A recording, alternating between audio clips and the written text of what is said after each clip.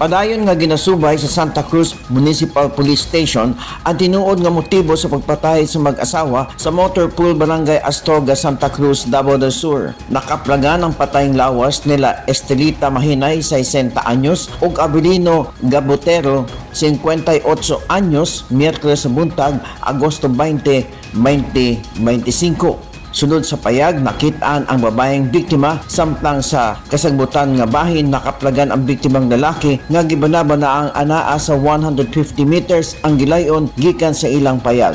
Pulos dunay sama dinunggaban o tinigbasan sa lawas ang magtiayon.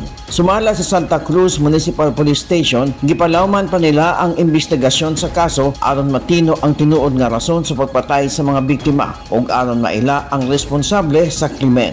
Gihangyo na sa kapulisan pamilya sa mga biktima nga ipailaw ang ilang patayng lawas sa autopsy. Gipasalig sa Santa Cruz Municipal Police Station nga hatagan nila og hustisya ang kamatayon sa mga biktima. Beng Alinyo, Newsline Philippines. Stay safe!